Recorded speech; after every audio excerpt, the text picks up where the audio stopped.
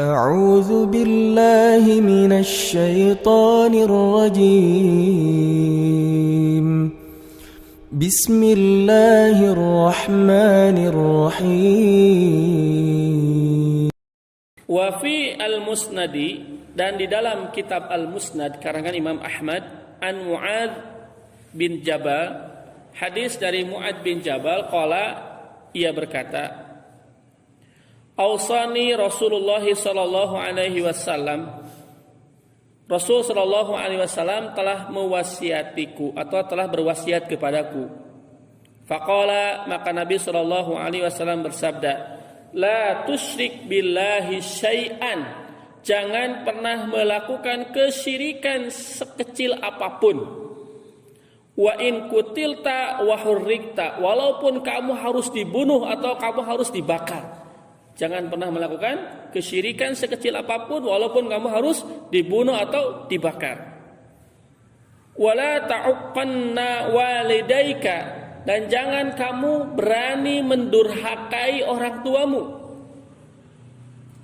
Wa in amaraka an takhruja min ahlika wa malika, walaupun orang tuamu memaksa kamu agar keluar dari rumahmu atau tidak dianggap lagi sebagai keluarga, atau sampai kita harus habis hartanya oleh orang tua, tetap jangan durhaka kepada orang tua.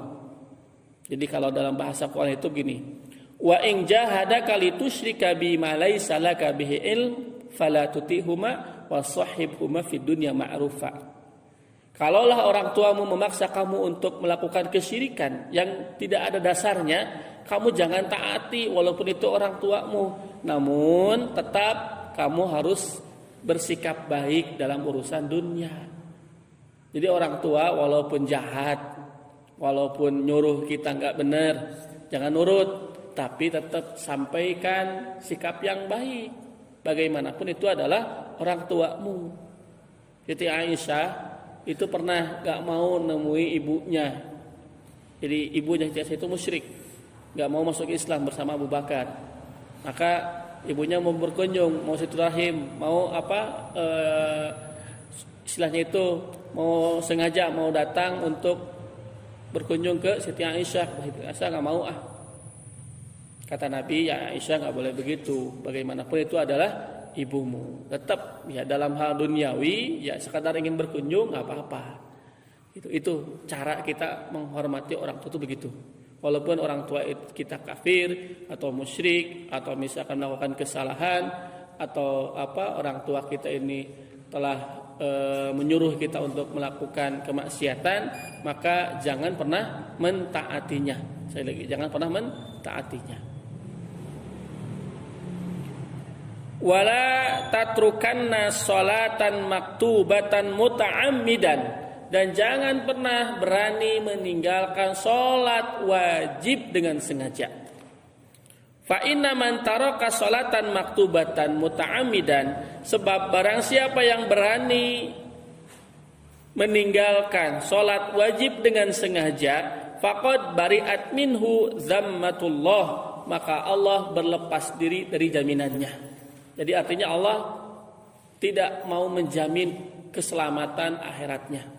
Mangga kuma ente terserah. Allah gak mau jamin, berlepas diri, gak mau bertanggung jawab dengan apa yang kita lakukan. Silahkan. Ya, kalau dalam Quran pelaku orang yang tidak sholat itu adalah neraka. Neraka apa? Neraka sakor. Masalakakum fi sakor, apa yang membuat kamu menjadi penghuni neraka sakor? Qalu lam nakum minal musallin. Mereka mengatakan kami dulu nggak mau sholat ya Allah, sehingga dimasukkan oleh Allah ke dalam neraka sakor. Jadi bagi orang sholat itu neraka wel kalau dia sebatas sholat tapi tidak memperhatikan rukun, tempat, adab dan lain sebagainya. Wailul lil musallin alladzina hum an sholatihim sahun. Neraka wel bagi orang yang sholatnya lalai. Diengke-engkekeun, dinanti-nanti padahal dia bisa sholat tepat waktu, tapi nanti ajalah masih lama waktunya, nanti ajalah masih masih nyaman, masih enak ngobrol, masih enak ngerumpi. Padahal sebetulnya kita bisa sholat tepat waktu, nggak ada halangan, nggak sedang hujan, nggak sedang perutnya sakit, nggak sedang ada uzur, ya, tapi nyantai gitu, cuman kita sengaja mengakhir-akhirkan. Ini terancam neraka yang naudzubillah min dzalik. Apalagi sampai meninggalkan, terancam neraka sakor, naudzubillah min dzalik. Wala tashrabanna khamra, dan jangan sampai kamu meminum arak, meminum khamr. Fa innahu ra'su kulli fahishatin, sebab khamr itu adalah induk seluruh kejahatan. Jadi bahasa hadis yang lain itu ummul khaba'ith, ya. Induk seluruh keburukan itu adalah khamr. Jadi kalau khamr dilegalkan sudah, zina oke, itu nanti mainan oke. Ada sebuah cerita Israiliyat, seorang pemuda yang dijebak oleh seorang perempuan cantik. Kemudian dikunci pintunya. Di pintu dia sudah menanti-nanti, ketika ikhwan itu datang, dia kemudian suruh masuk. Ketika sudah masuk, segera dia kunci. Nah, kemudian dia dijebak. Ya, silakan Kakang, ya, saya kasih 3 pilihan. Mau berzinah denganku, atau meminum seteguk air khamr, atau membunuh anak kecil. Ya. Ketika seseorang mendapatkan kesulitan, dan ini kan dilematis, ya, semua dosa besar. Nah, orang rata-rata berpikirnya kira-kira yang ringan apa? Ya. Zina nggak mungkin, dosa besar. Waduh, membunuh juga apalagi. Khamr kayaknya ringan, ya. Khamr kayaknya simpel gitu, cuman minum selesai. Pikirannya begitu. Akhirnya dia pilih khamr. Sebab kalau dia tidak menurut, dia akan berteriak. Si perempuan itu akan berteriak, sehingga masyarakat nanti akan datang memukul sampai dia mati. Akan berteriak, ya, memerkosa dan lain sebagainya. Nah, kisah Nabi Yusuf alaihissalam lah. Cuman ini nggak disediain, Nabi Yusuf nggak disediain minuman dan lain sebagainya, enggak, ya. Jadi silahkan mau apa. Nah, orang ini, si pemuda ini berpikirnya udahlah, apa yang paling ringan aja, minum khamr. Akhirnya kan kalau khamr diminum, arak diminum, akalnya kan nggak berfungsi. Miras, mikir jadi waras. Jadi kagak geloan. Mikirnya jadi nggak waras. Akhirnya ketika melihat sosok wanita kan melambai-lambaikan dia ke dia, akhirnya zina jadi. Ketika berzina, dia melihat anak kecil, takut nanti anak kecil itu bicara ke orang, hanya dibunuh juga. Mabok, ya, zina jadi, membunuh orang terjadi. Naudzubillah. Makanya kata Nabi begitu, bahwa khamr itu ummul khaba'is, induk semua keburukan, induk semua kejahatan. Sedikit atau banyak, kalau khamr itu haram. Jadi khamr itu tidak berubah hanya karena ada label halal, tetap haram. Walaupun ada labelnya halal, haram aja tetap. Dan ini mas cuma sedikit, tetap haram.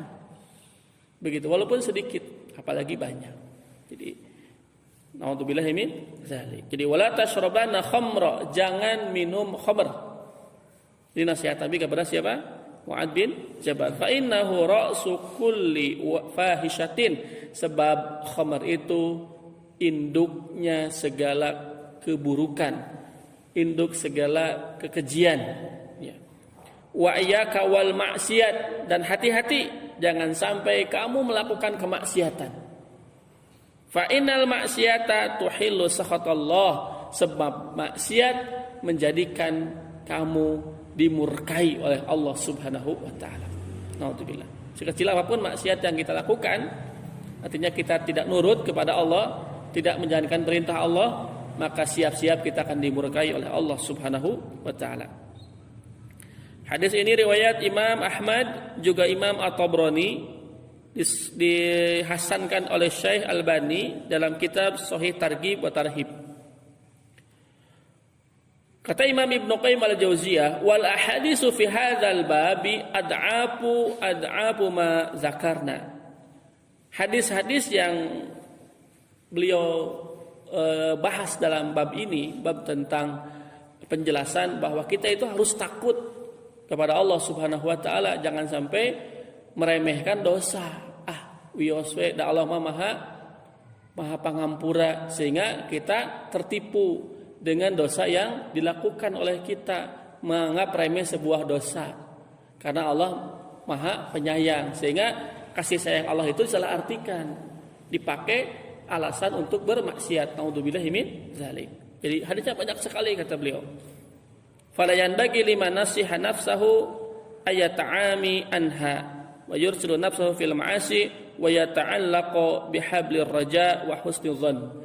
Agar kita, ya, bagi orang yang betul-betul hatinya lembut, mau dinasihati untuk menjauhkan diri dari segala bentuk kemaksiatan sekecil apapun, dan agar kita senantiasa terus menjalin hubungan baik dengan Allah Subhanahu wa taala, terus berharap kepada Allah Subhanahu wa taala, terus berhusnudzon kepada Allah Subhanahu wa taala.